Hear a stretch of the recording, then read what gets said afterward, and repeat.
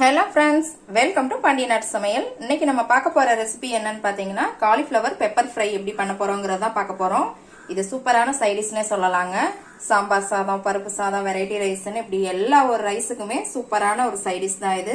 ரொம்ப ஈஸியா பண்ணிரலாங்க. இப்போ வாங்க இதை எப்படி ப்ரிப்பேர் பண்ணலாம்ங்கறத பார்க்கலாம். இந்த வீடியோக்குள்ள போறதுக்கு முன்னாடி சப்ஸ்கிரைப் பண்ணாதவங்க சப்ஸ்கிரைப் பண்ணிருங்க. அப்படியே பக்கத்துல இருக்க பெல் ஐகான் பட்டனையும் அமுக்கிருங்க.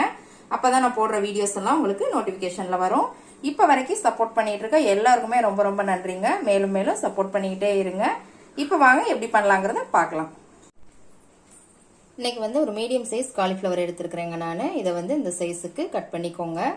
இதை வந்து நான் சுடு தண்ணியில போட்டிருக்கிறேன். அதுல வந்து கொஞ்சம் கல் உப்பும் கொஞ்சம் மஞ்சத்தூளும் போட்டு இந்த மாதிரி 15 நிமிஷத்துக்கு இந்த காலிஃப்ளவரை கட் பண்ணிட்டு ஊற போட்டுக்கோங்க. இதுல பூச்சி புழு எதுவும் இருந்தா கூட போயிடும். இப்போ இதை வந்து நம்ம எடுத்துக்கலாம். நல்ல தண்ணியை வடிகட்டிட்டு எடுத்துக்கோங்க. ஒரு பிளேட்ல எடுத்து வச்சுக்கலாம்.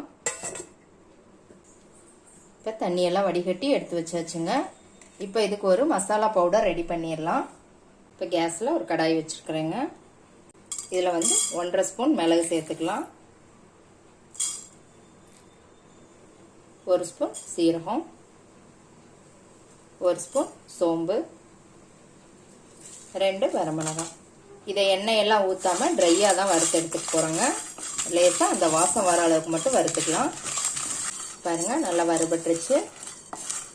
இதை வந்து ஒரு பிளேட்டில் மாற்றிடலாம். இது வந்து ஆறுனதுக்கப்புறம் மிக்சியில் நைஸாக பவுட்ரு பண்ணி எடுத்துக்கலாம்.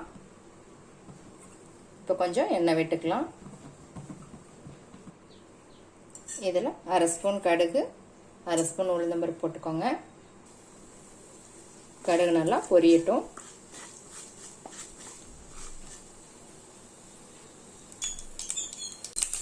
கடுகு பொரிஞ்சதுமே ஒரு 4 பல் பூண்டை இந்த மாதிரி பொடிசாக கட் பண்ணி போட்டுக்கோங்க. இதையும் நல்லா வதக்கிக்கலாம். இதோட 3 பெரிய வெங்காயம் பொடியாக கட் பண்ணி போட்டுக்கோங்க. இதையும் நல்லா வதக்கிக்கோங்க. வெங்காயத்தை நல்லா வதக்கிக்கோங்க.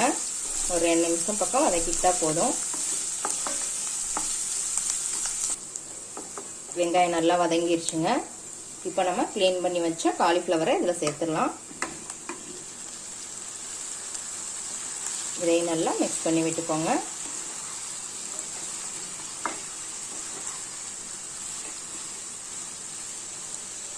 இதோட கொஞ்சம் உப்பு சேர்த்துக்கலாம். எல்லாத்தையுமே நல்லா மிக்ஸ் பண்ணி விட்டுக்கோங்க. நல்லா மிக்ஸ் பண்ணியாச்சுங்க. இப்போ ஒரு தட்டு போட்டு மூடி வச்சிடலாம்.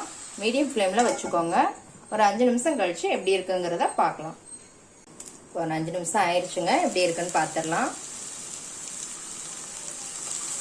பாருங்க, நல்லா காலிஃப்ளவர் எல்லாம் வெந்துருச்சு.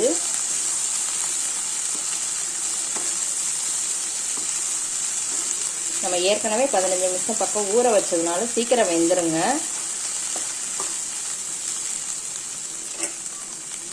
இப்போ இதில் நம்ம மசாலா ப்ரிப்பேர் பண்ணோம் இல்லைங்களா, அந்த பவுடரை இதில் போட்டுருங்க. இதையும் நல்லா மிக்ஸ் பண்ணி விட்டுக்கோங்க. நல்லா மிக்ஸ் பண்ணியாச்சுங்க. இப்போ மூடி வைக்கலாம். ஒரு 2 நிமிஷம் மட்டும் இருக்கட்டும். இப்போ ஒரு 2 நிமிஷம் ஆயிடுச்சுங்க. பாருங்க எவ்வளோ சூப்பராக இருக்குதுன்னு பார்க்கறதுக்கேவும்.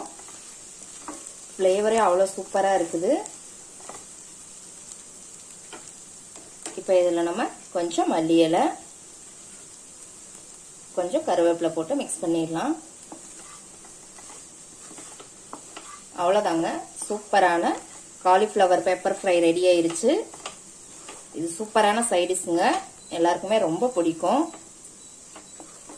இந்த காலிஃப்ளவர் பெப்பர் ஃப்ரையை எப்படி இருக்குன்னு செஞ்சு பார்த்துட்டு கமெண்ட்ல போடுங்க. லைக் பண்ணுங்க, ஷேர் பண்ணுங்க, சப்ஸ்கிரைப் பண்ணுங்க.